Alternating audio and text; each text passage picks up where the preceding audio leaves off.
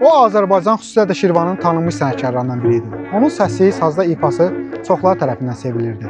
Toylarda, konsertlərdə ifa edərkən hər kəs onu diqqətlə dinləyirdi. Bugün, ölümündən bir gün əvvəl verilişində onun həyatının son gününə və sənət yoluna nəzər salacağıq. Ada bir kız girip bağam, ada bir kız girip bağam, gezir boylana boylanam, gezir boylana boylanam, gezir boylana boylanam. Ala gözü sola sağam, ala gözü sola sağam, gezir boylana boylanam. Ben Aşıq Şakirin kızı Rəna xanım Şahbazova. Atamı itirməklə çox heyfsilənirəm ki, o cür ata itirmişik. Atam gözəl at idi, yaxşı at idi, mehriban, qayğıkeş, məsuliyyətli at idi. Onu itirməyimizə çox peşmanıq. Biz indi də onun yolunu gözləyirik. Həmişə də gözləyəcəyik.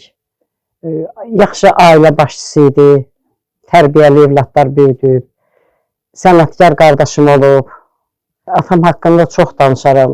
Aşıq Şakir Hacıyev Aşıq Bilal məktəbinin yetirməsi Şirvan Aşıq məktəbinin ən görkəmli nümayəndələrindən biri olmuşdur. Aşıq Şakir Hacıyevin tələbəsi Azərbaycan Respublikasının əməkdar artisti Əvəzxan Xankişiyevdir. Biz bugün Müşfiq qəsəbəsində məhz Əvəzxan müəllimin evinə gəlmişik. Əvəzxan müəllim Aşıq Şakirlə bağlı xatirələrindən bizə danışacaq. Mən Xankişiyev Əvəzxan Mərdanoğluyum. Demək, Allah canı sağ eləsin.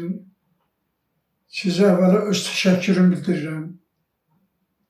Çox sağ olun, çox var olun ki, o boyda bir böyük sənətkar, dahi sənətkar, kafi sənətkar, əvəzi olmayan bir sənətkarı siz yad edirsiniz və gəlib məni yad edirsiniz. Ona görə bir də sizə təşəkkürümü bildirirəm. Allah sizi var eləsin. Demək, mənim rəhmətli ilə, nə deyim valla, mən onun haqqında danışanda söz tapıram deyim. Çünki nə boyda söz deyim ki, o kişiyə layiq olsun. Çox böyük dahi insan idi, çox böyük sənətkar idi. Allah Teala ona demək olar ki, hər şey vermişdi. Həm qabiliyyət vermişdi, həm gözəl surət vermişdi, həm mərifət vermişdi, əl açıqlığı var idi, əl tutmaq xoşlayırdı. Sənətdəki də sənət haqqında nətər deyim, belə sənətkar gəlməyib gəlmişikdə. Allah Teala ona vergi vermişdi elə bir ki. Allah rəhmət eləsin, qəni, ruhu şad olsun, yeri cənnətli olsun. O ilə bizim mənim tanışdığım, daha doğrusu təxminən 15 yaşım olardı. Yəni 12 yaşından təxminən hiss eləmişdim ki, səsim var, amma bilmirdim məndən nə olacaq, nə olacaq, bunu Allah bilərdi. Demək olar ki,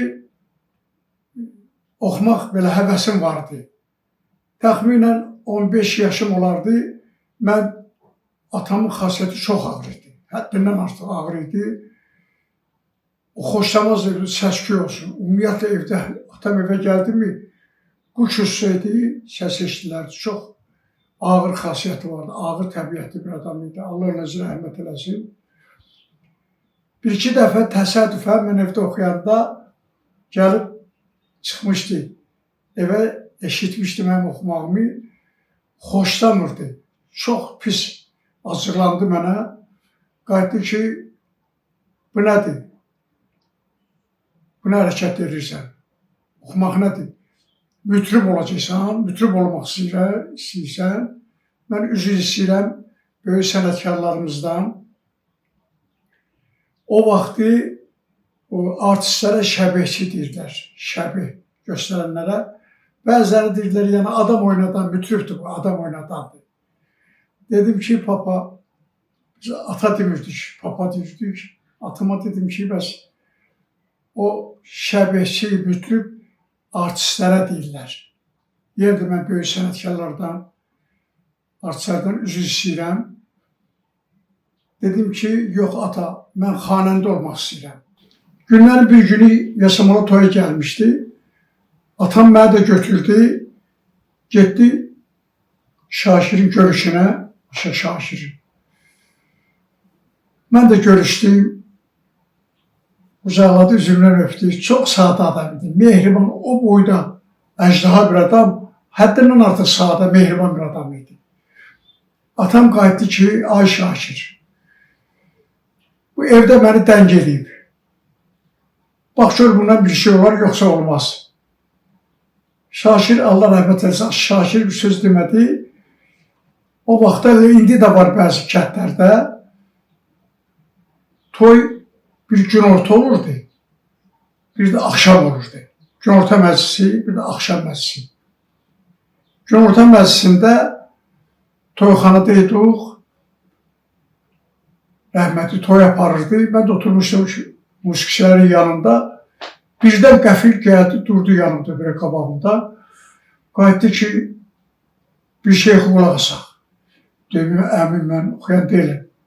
Dedi, sənə deyiləm, bir şey oxu, qulaq asaq. Nəysə, hələ indinin özündə, lap o, necə deyərlər, lap bərk gedən vaxtlarımda, hansı ki, gələnin sentyabr, oktyabr məndə toy bütün günlük kalender dolu olurdu. Gələn iliyə, sentyabr, oktyabra qədər. Belə bir tanınmış sənətkar idim. Hələ o vaxtı da Şakir, Allah rəhmət etsin, onun qabağında mən ürəyini oxuya bilməzdim.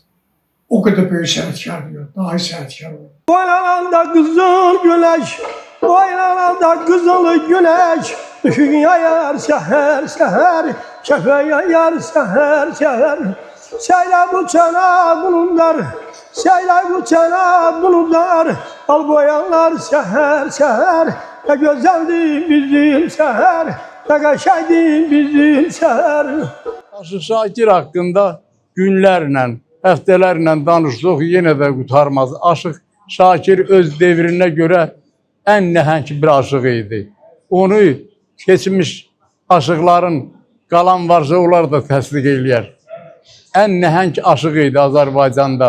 Görkəminə görə, oxumağına görə, onun, necə deyərdim mən, Allah onu qüdrətindən yaratmışdı. Aşıq Şakirdə aşıqlıq sənətinə aid olan heç bir əyri əskik yox idi. Qüdrətdən yaratmışdı Allah onu. O aşıq olmaqla bərabər eyni zamanda da təsəvvür edin ki, bir xanəndə idi o. Bütün o xanəndəlik sənətində bacarırdı o. Bakı toylarının çoxunda onu xanəndə kimi oxutdururlardı. Onlar məsələn, indi bu ən çox da Şamaxı toylarına gedərdi Aşıq Şakir.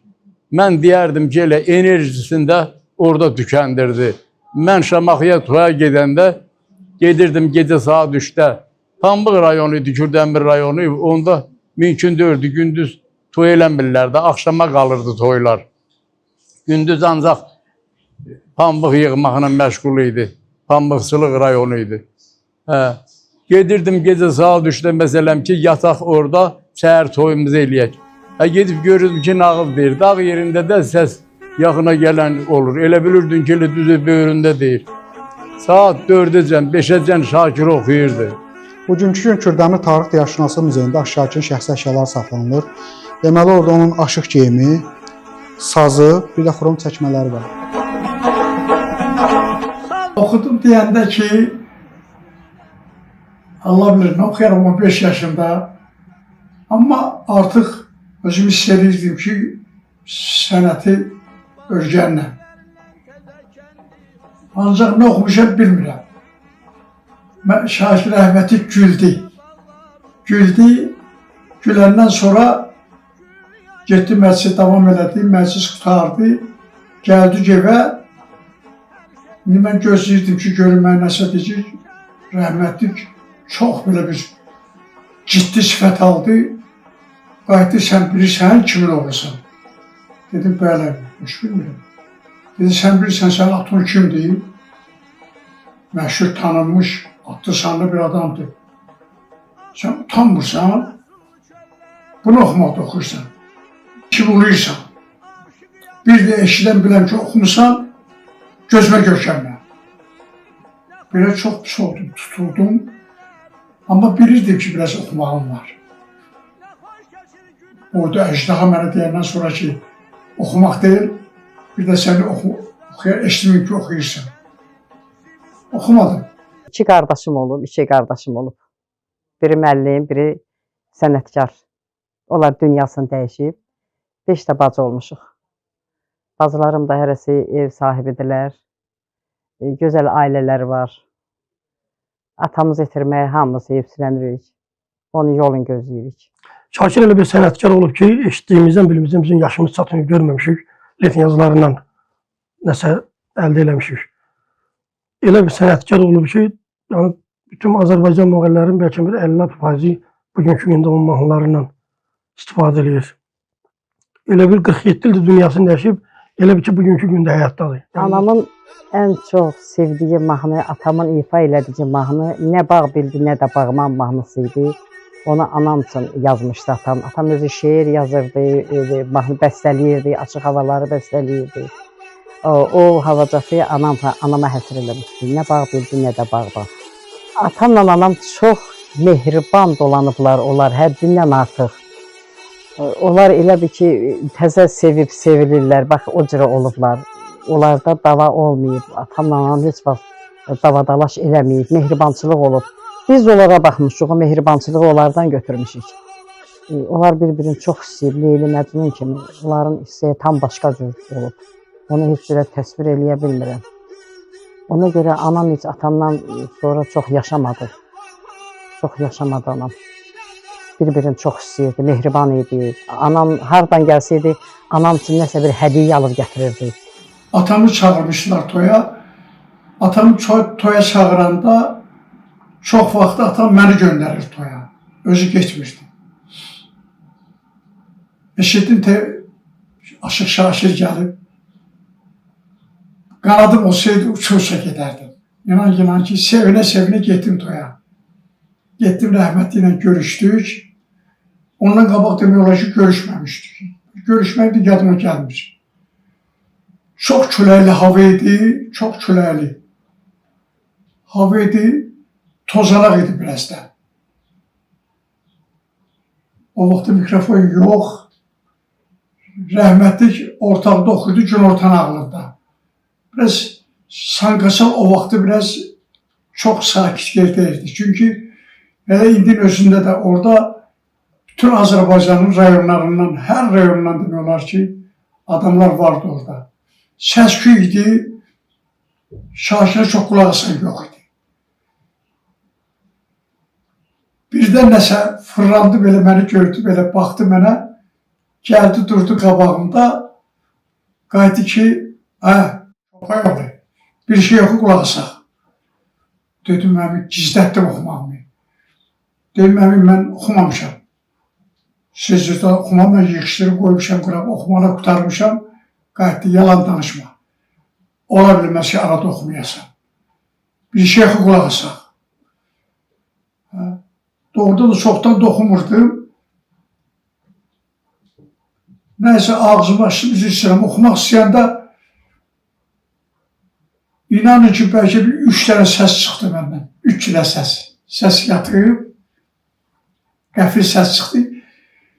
Bütün toyxana güldü.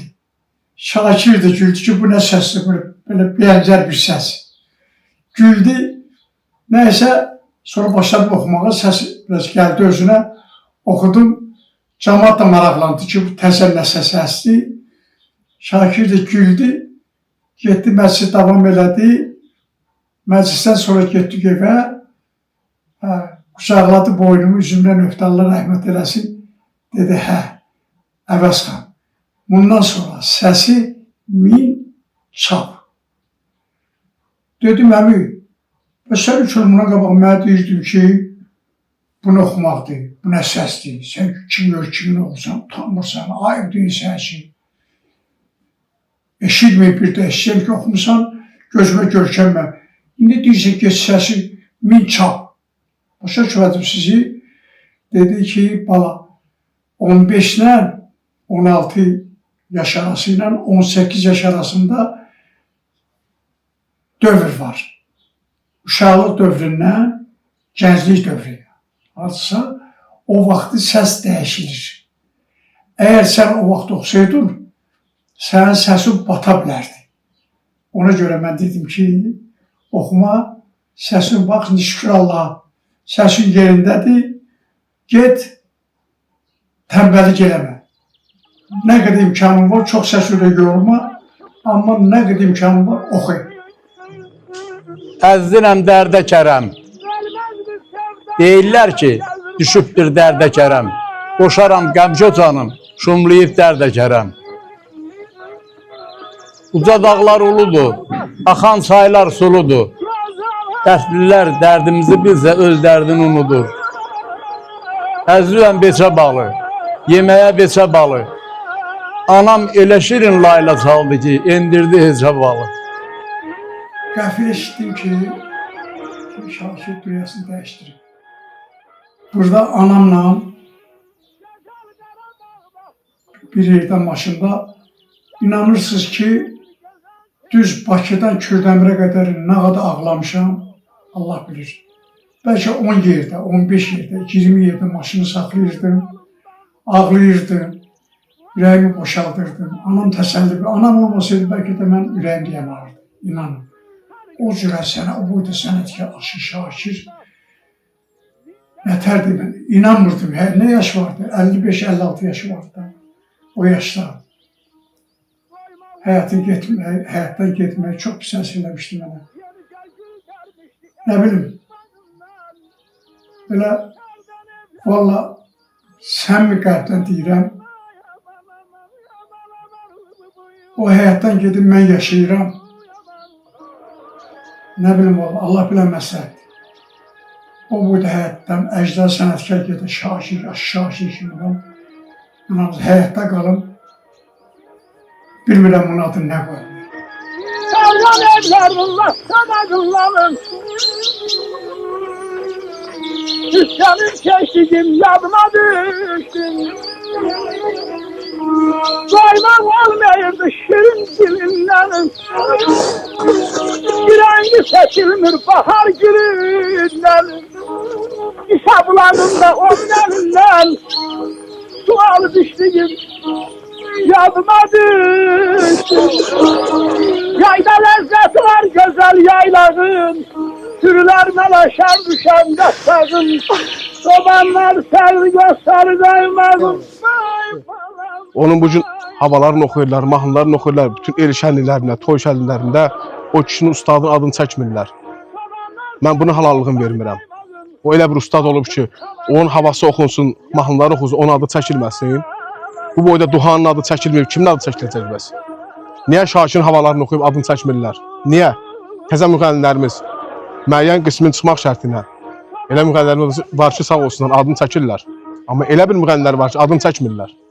Niyə çəkmirlər? Bugün Azərbaycanın Şirvanın böyük sənətkarı Aşı Şakiri yad etdik. Onun səsi və sənəti bizim qəlbimizdə əbədiyyən qalacaq. Təəssüflər olsun ki, Aşı Şakirin böyük sənəti ilə bağlı bugünkümüzə qədər heç bir video görüntü gəlib çatmadı.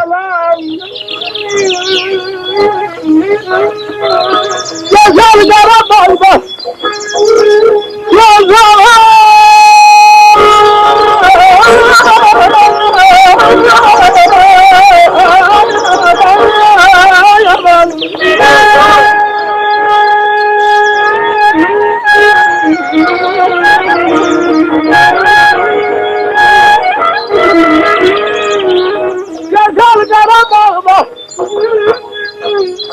yavan yaşımda bir gezen sevdiğim yadıma